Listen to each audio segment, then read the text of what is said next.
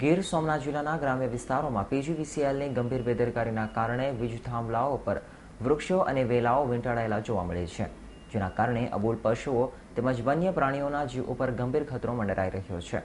તો વારંવાર વીજ પુરવઠો ખોરવાઈ જવાથી ધરતીપુત્રો પણ ત્રાહિમામ પોકારી ઉઠ્યા છે. આપ જે નિહાળી રહ્યા છો તે કોઈ વૃક્ષ નહીં પરંતુ પીજીવીસીએલ નો વીજ થાંભલો છે. જી હા, વૃક્ષ અને વેલાઓના વિતરાઈ જવાના કારણે આ વીજ થાંભલાઓ વૃક્ષ જેવા જ નજરે પડે છે, જે પીજીવીસીએલ તંત્રની ઘોર બેદરકારીની ચાળી ખાઈ રહ્યા છે.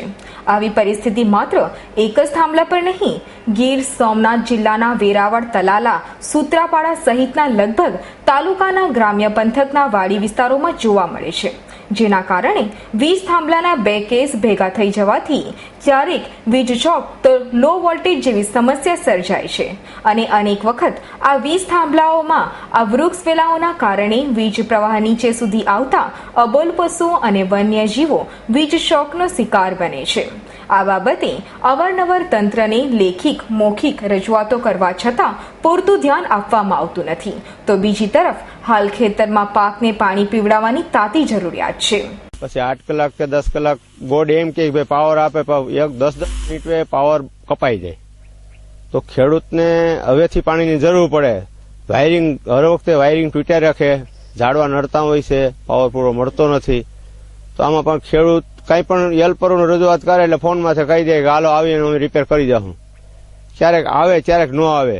દરેક ટીસીઓ ઉપર ઘણી જગ્યાએ જમ્પરોના જે ડિયા બાંધવાના જે ડટ્ટા હોય છે, ડટ્ટા પણ ક્યાંય પણ કોઈ જગ્યાએ સારા નથી. ઘણી જગ્યાએ ડટ્ટામાં ખાલી એમને અટકાવીને મૂકી દે છે.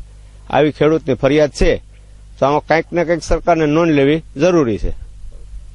ખેડૂત આગેવાન દેવસીભાઈ ચાંડેરાએ તંત્ર પર ખુલ્લો આક્ષેપ કરતા જણાવ્યું હતું કે પીજીવીસીએલ કચેરીમાં ફક્ત કાગળ પર મેન્ટેનન્સ કરવામાં આવે છે, વાસ્તવિક સ્થળ પર કોઈ કામગીરી થતી નથી અને મોટો ભ્રષ્ટાચાર આચરવામાં આવે છે.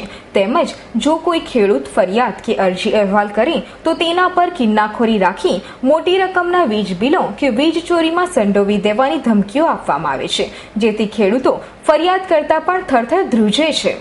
આ પરિસ્થિતિમાં ગામડાની જે પરિસ્થિતિ છે એમાં દરેક પોલની ઉપર વૃક્ષો વીંટળાયેલા છે, જેથી વીજ પુરવઠો મળતો નથી અને વન્ય પશુ તેમજ માણસોને નુકસાન થવાનો ભય રહે છે શોર્ટ સર્કિટની હિસાબે. અને અનેક વખત રજૂઆતો કરવા છતાં આનું કોઈ નિરાકરણ આવતું નથી. વેરાવળ સબ ડિવિઝન નીચે બધા જે તાલુકા છે, બધા તાલુકાના બધા ગામડાઓની ફિલ્ડમાં એગ્રીકલ્ચરની પરિસ્થિતિ આ છે વાસ્તવિક. અને અનેક વખત રજૂઆતો કરવા છતાં પરિણામ મળતું નથી. દર 2 પોલ મૂકતા ત્રીજો પોલ આવી રીતે વીંટળાયેલો છે અને જેમાં થોડો પણ વરસાદ થવાથી, ભેજ થવાથી વીજ પુરવઠો પૂરો મળતો નથી. એમાં વોલ્ટેજ પણ માઇનસ થઈ જાય છે અને આ પરિસ્થિતિ હોવા છતાં એમાં ધ્યાન દેતા નથી અધિકારી. જીબીની અંદર મોટે ભાગે આવા મેન્ટેનન્સ કાગળ ઉપર થઈ અને મોટો ભ્રષ્ટાચાર આચરતા હોય છે. ખરેખર ફિલ્ડમાં કોઈ કામ કરતું નથી, કોઈ કર્મચારી પણ ફિલ્ડમાં કામ કરતા નથી. એ તમે આ પોલોની પરિસ્થિતિ જોઈને નક્કી થઈ જશે. અંદર આવી જ પરિસ્થિતિ છે. ખેડૂતો દ્વારા રજૂઆત કરવામાં આવે તો ખોટા બિલો ફટકારવામાં આવે છે અને ખોટી રીતે હેરાન કરવામાં આવે છે, જેથી ખેડૂતો ફરિયાદ કરતા પણ થરથર કાંપે છે. આવી પરિસ્થિતિ છે.